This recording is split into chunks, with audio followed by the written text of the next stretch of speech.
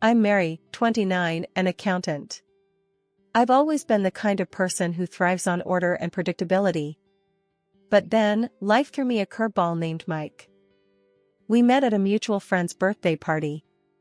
The moment I walked in, I spotted him across the room, laughing loudly, the center of attention. I was content to stay in the background, but my friend, Jess, had other ideas. "Mary, you've got to meet Mike. He's hilarious," Jess insisted, dragging me over to him. I remember thinking, this is going to be awkward, but to my surprise, it wasn't. Mike was easygoing, his laughter infectious. I found myself laughing more in that one evening than I had in months. "Hey, I'm Mike." "And you are?" he asked with a smile that reached his eyes. "Mary. Nice to meet you," I replied, a bit more enthusiastically than I intended. He cracked a joke about accountants being party animals in disguise, and I couldn't help but laugh. We spent the rest of the evening chatting. He was into graphic design, loved indie music, and had a passion for cooking. I remember leaving the party feeling lighter, happier. Mike had this way of making everything seem fun and exciting. Over the next few weeks, we saw a lot of each other. He'd show up at my apartment with takeout from the newest restaurant in town or tickets to a concert. "Life's too short for routines, Mary. Gotta mix it up," he'd say. I was drawn to his spontaneity, a stark contrast to my structured life. He had this knack for pulling me out of my comfort zone, and I loved it. But I started to notice little things. Like how he'd casually drop $100 on a night out without a second thought, or how he'd switch jobs because he got bored with the old one. I tried talking to him about it once. We were at my place, and I broached the subject as delicately as I could. "Mike, don't you think you should be a bit more careful with money? And maybe stick with a job longer?" He just laughed it off. "Mary, you worry too much. Life's about having fun. Money, jobs, they come and go." I wanted to argue, to explain that that's not how the world works, but I didn't. I let it slide, telling myself that it was just Mike being Mike. When he proposed, it was out of the blue. We were walking in the park, and he just blurted it out. "Marry me, Mary. Let's make this adventure official." It was impulsive, irrational, and completely Mike. And I said yes. We moved in together, into my house. It seemed like the perfect start to our life together. And I thought, maybe, just maybe, opposites could really attract and hold together. The days of laughter and impromptu adventures with Mike gradually gave way to a sobering reality. His carefree attitude, once the source of our connection, started to feel more like a growing divide. It was a Thursday evening when the first major crack appeared. I had stayed late at work to catch up on some demanding accounts. Tired and hungry, I arrived home, hoping for a quiet night. Instead, I walked into a scene that looked like the aftermath of a shopping spree. Bags from various stores were strewn across the living room, and there was Mike, lounging on the sofa with a self-satisfied grin. "Mary, you're home. Look at these deals I found today," he exclaimed, gesturing towards the bags. I dropped my keys on the table, feeling a knot tighten in my stomach. "Mike, we talked about this last week, about saving money and cutting down on unnecessary expenses." He shrugged, flipping through a magazine. "Yeah, but these were on sale. Besides, we needed some of these things." I picked up a receipt from one of the bags and felt my heart sink. "Needed? Mike, these are luxury items, not essentials. We have a budget for a reason." Mike looked up, his expression shifting from casual to defensive. "Come on, Mary, don't be such a killjoy. We deserve to treat ourselves once in a while." I sighed, trying to keep my voice calm. "It's not about being a killjoy, Mike. It's about being responsible. We have bills, a mortgage, and we agreed to save for a rainy day." He rolled his eyes and tossed the magazine aside. "You always make a big deal out of everything. Can't you just relax for once?" Then, one morning, I found an envelope addressed to Mike on the dining table. It was from his workplace. Curious, I opened it and felt my world tilt. Mike had resigned from his job without a word to me. When he finally came down for breakfast, I confronted him, the letter in my hand. "Mike, what is this? You quit your job? Why didn't you discuss it with me first?" He poured himself coffee, unfazed. "Yeah, I quit. That job was a dead end, Mary. I need something better, something that excites me. But how are we going to manage our expenses? We need 2 incomes, Mike." "You know this," I said, my voice rising with frustration. He shrugged, taking a sip of his coffee. "We'll figure it out. We always do. You need to stop worrying so much." "How can I not worry? We have financial commitments, Mike. This is not just about you or me, it's about us, our future," I argued, trying to make him see reason. Mike set down his cup with a thud.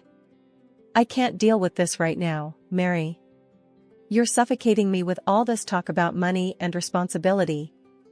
I watched in disbelief as he walked away, leaving me standing in the kitchen, letter in hand, feeling more alone than ever. Mike's unemployment, which initially seemed like a short-term hiccup, rapidly grew into a persistent source of stress and contention in our household. Each morning, as I prepared for work, I'd find Mike in the same spot on the couch, engrossed in either the TV or his phone. The sight became a painful reminder of our growing financial strain. "Mike, it's been weeks since you quit your job. Have you started looking for something new?" I asked one morning, trying to mask the concern in my voice as I adjusted my work badge. He barely glanced up from his phone. "Yeah, I'm looking. Nothing's caught my eye yet. I'm waiting for the right opportunity." His nonchalant reply irked me. "Right opportunity? We have bills piling up, Mike. We can't wait forever." He finally looked up, his expression a mix of annoyance and indifference. "Mary, you need to chill. I know what I'm doing. I'll find something soon." Days turned into weeks, and the situation at home remained unchanged. I began to take on extra hours at work to keep up with our financial obligations, my exhaustion growing with each passing day. One evening, I came home to an unexpected scene. The living room was littered with pizza boxes and empty beer cans. Mike was sprawled on the couch, snoring lightly. The TV blared in the background. "Mike," I called out, frustration evident in my tone. He stirred and blinked at me sleepily. "What's up?" he mumbled, rubbing his eyes. "What's up? Look at this mess. And dinner? Were you planning to cook tonight?" I asked, my patience wearing thin. He sat up, yawning. "Oh, I forgot. Got caught up with the game. Grab something on your way home next time." I felt a surge of anger. "I'm working extra hours to make ends meet, Mike. The least you could do is help around the house."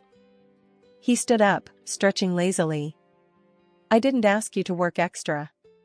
You're choosing to stress yourself out." The conversation escalated quickly. "Choosing to stress out? Mike, if I don't, how are we going to survive? You're sitting here doing nothing while I'm out there trying to keep us afloat."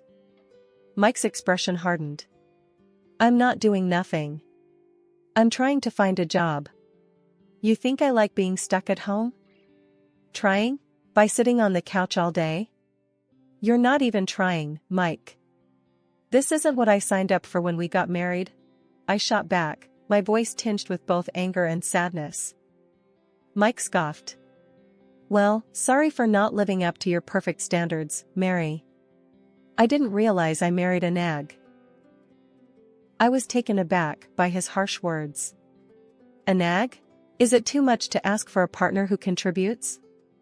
I don't understand how you can be so relaxed about our situation." He grabbed his jacket, heading towards the door. "I need some air. I can't deal with this right now." The tension in our home had reached a boiling point. Every conversation with Mike about responsibility and our future ended in a heated argument, leaving a cold silence in its wake. I was tired, both physically from the extra hours at work and emotionally from the constant strain at home. One evening, as I sat at the kitchen table, sorting through bills and trying to make the numbers work, I realized something had to give. "Mike," I began, my voice steady but firm, "we need to talk. This can't go on any longer." He glanced up from his phone, his expression indifferent. "What now, Mary?" "It's about your job situation. Or rather, the lack of one. It's been months, Mike. We're sinking here, and you don't seem to care," I said, the frustration evident in my tone. Mike let out a heavy sigh. "Here we go again. Look, I'm trying, okay? You think I enjoy this? You think I like seeing you stressed all the time? Then do something about it. Find a job, any job. We need 2 incomes, Mike. We agreed on this when we got married," I shot back, my patience wearing thin. He stood up abruptly, his chair scraping loudly against the floor. "You think it's so easy, huh? Just snap my fingers and a job appears? You don't get it, Mary. The market's tough. I need something that suits me." "Something that suits you?" I repeated, incredulous. "We don't have the luxury of waiting for the perfect job, Mike. We have bills, a mortgage, responsibilities." Mike paced the room, running his hands through his hair. "I can't deal with this pressure, Mary. It's constant with you. Nag, nag, nag." I stood up, facing him. "This is not about nagging, Mike. This is about our life, our future. If you can't understand that, then maybe this isn't going to work." Mike stopped pacing, his eyes meeting mine. "What are you saying?" I took a deep breath. "I'm saying that if you don't find a job, if you don't start taking our situation seriously, then maybe we need to rethink this marriage." The words hung heavy in the air between us. Mike's face hardened, and for a moment, he said nothing. Then, without a word, he grabbed his jacket and stormed out, slamming the door behind him. I sat back down, my hands trembling slightly. I hadn't meant for it to come to this, but the endless cycle of arguments and indifference had worn me down. Days passed with no word from Mike. The silence was both a relief and a worry. Then, late one evening, my phone rang, jolting me out of my thoughts. It was the hospital. "Mrs. Smith?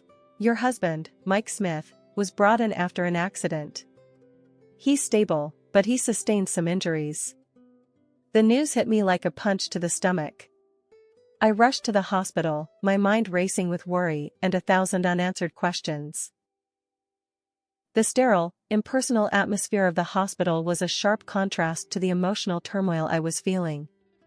Sitting beside Mike's hospital bed, I watched him, his leg in a bulky cast, his face reflecting pain and vulnerability. It was a side of Mike I hadn't seen before, and it stirred a complex mix of emotions within me. As Mike's eyes fluttered open, he squinted at me, confusion giving way to realization. "Mary? You're here." His voice was weak, laden with a mix of guilt and relief. I forced a smile, trying to keep the conversation light. "Yeah, I'm here. How are you feeling?"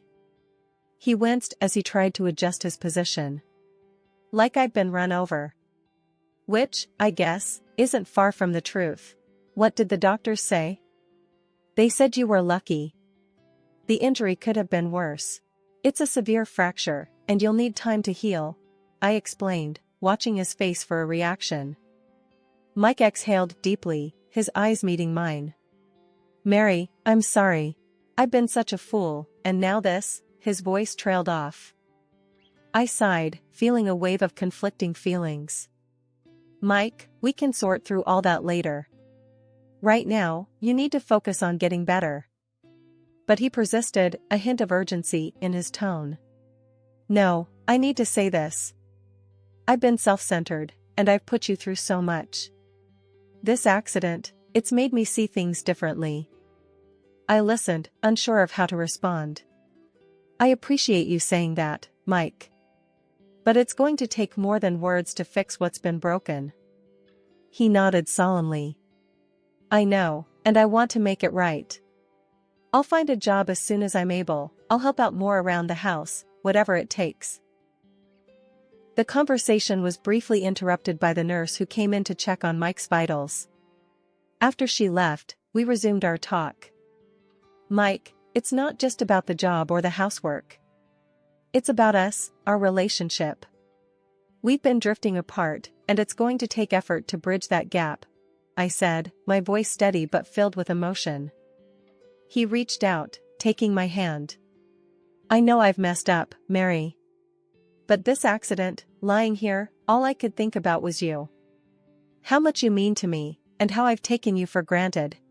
I felt a lump in my throat. His words were touching, yet I was cautious. I want to believe you, Mike. I really do. But we've had so many false starts.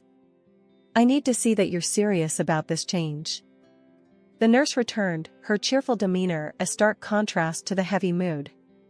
We're going to start some mild physiotherapy soon. It'll be a journey, but you're in good hands.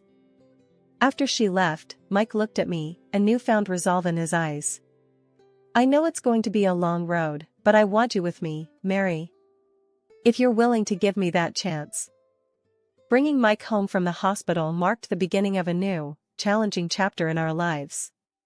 His broken leg meant he was confined to the bed or the couch, and his dependence on me for the simplest of tasks was a stark change from his previous self-reliance. The first few days were a flurry of adjusting to the new routine. I juggled my work commitments with playing nurse to Mike. One evening, after a particularly long day at work, I came home to find Mike glaring at the TV, a frown etched on his face. Mike, how are you feeling? Do you need anything? I asked, dropping my bag and kicking off my shoes. He turned his head, his expression sour. Where have you been? I've been calling out for help to get to the bathroom, and you were nowhere. I felt a twinge of guilt mixed with frustration. I had to stay late at work, Mike. You know my job is demanding. I can't just leave whenever I want. He scoffed. Well, maybe your job shouldn't be more important than your husband. As the days went on, Mike's demands grew. He wanted specific meals at specific times, his medication handed to him on the dot, and constant attention. If something wasn't to his liking, he made sure to voice his displeasure. One Saturday, I spent hours preparing his favorite dish, hoping it would lift his spirits. As I set the plate down in front of him, he looked at it and then up at me with disdain. This is what you made? It's too salty. Can't you do anything right? I felt my patience snap. Mike, I've been running around all day, trying to take care of you and keep up with everything else. A little appreciation wouldn't hurt. He sneered, pushing the plate away. Appreciation? For this? I'm stuck in this bed because of my leg, and all I ask is for a decent meal. I stood up, my hands trembling with anger. You know what, Mike? I'm not your servant. I'm your wife, and I deserve some respect. Mike's eyes flashed with anger. Respect? You want respect? How about respecting my condition? I'm the one who's suffering here. As I walked away to cool down, I realized that the man I was trying to help was becoming increasingly unrecognizable. The sweet, apologetic person I had seen in the hospital had vanished, replaced by someone who seemed to take pleasure in belittling me at every turn. That fateful day, I returned home from work earlier than usual. The house, usually quiet during these hours, echoed with an unfamiliar sound of laughter coming from Mike's room. My heart pounding, I tiptoed closer, a sense of dread growing with each step. Peering through the slightly open door, I saw Mike, animated and cheerful, chatting on the phone. Oh yeah, I've settled in quite well here, he said with a laugh. Mary doesn't have a clue. My breath caught in my throat. Who was he talking to? What was he talking about? A cold shiver ran down my spine as I processed his words. I backed away, my mind racing, then loudly re-entered the house, slamming the door to announce my presence. I composed myself and walked into his room. Mike, hearing the door slam, quickly changed his demeanor and ended the call. "Mary, you're back," he said, feigning weakness. "Hey, how are you feeling?" I asked, masking my turmoil with a concerned smile. "Just the same, you know," he replied, avoiding my gaze. The next day, I contacted a private detective, someone I knew from a previous work case. "I need you to find out everything about my husband's activities," I told him over the phone. "And there's a woman he might be involved with." While the detective did his work, I played the part of the dutiful wife. It was agonizing, acting as if everything was normal when every instinct screamed that my world was falling apart. 2 weeks later, the detective got back to me. The news was worse than I had imagined.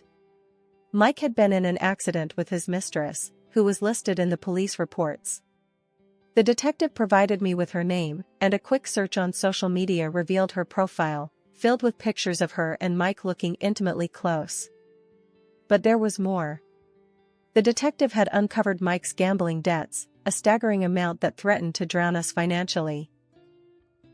I sat in the living room, the evidence of Mike's betrayal laid out before me, feeling a mix of anger, disbelief, and heartache. How best to unveil his deceit?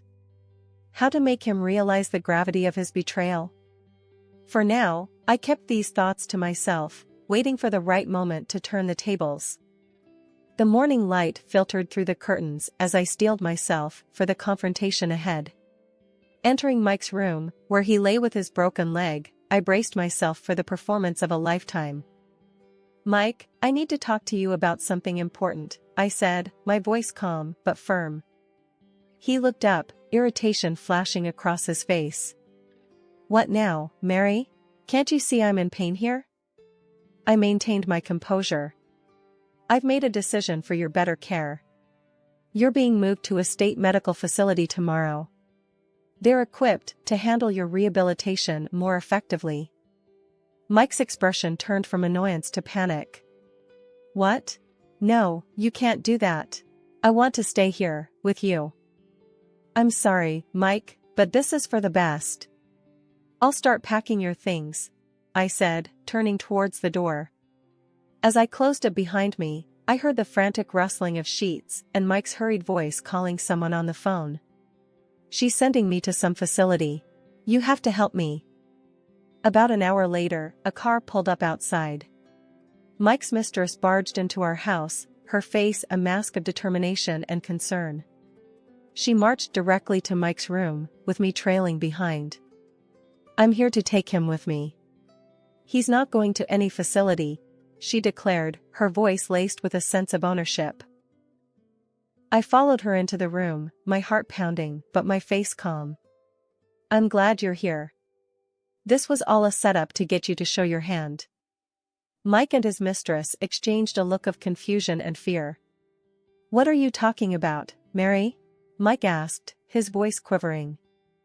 I held up the evidence collected by the detective, photos of them together. "This is the proof of your affair. I'll be seeking compensation for this betrayal." The mistress laughed, though her eyes betrayed her nervousness. "I can pay whatever you want. He's coming with me." My smile was thin, but confident. "You should know, he's neck-deep in gambling debts, and without a job, he can't afford his medical bills or insurance. Are you ready to handle all that?" Her face went pale, the implications of what I'd said slowly sinking in. Mike's eyes darted between us, a look of utter helplessness on his face. "But I can't deal with all that," she stammered, her confidence crumbling. "Seems like he's your problem now," I said with a cold finality, turning to leave the room. The following weeks were a whirlwind of legal proceedings. I filed for divorce, ensuring I received a fair settlement for Mike's betrayal and deceit. His mistress, now burdened with his financial and medical responsibilities, quickly found herself overwhelmed. Rumors reached me over time about their strained relationship, riddled with arguments and financial woes. Mike's downfall was a tale of his own making, and his mistress was now ensnared in the web of consequences. As for me, I found solace in my newfound freedom and independence. The betrayal had been painful, a stark lesson in trust and deception. Yet, it also imparted a strength I never knew I had. I moved forward with my life, emboldened by my resilience and determined to find happiness on my own terms, free from the shadows of deceit and betrayal.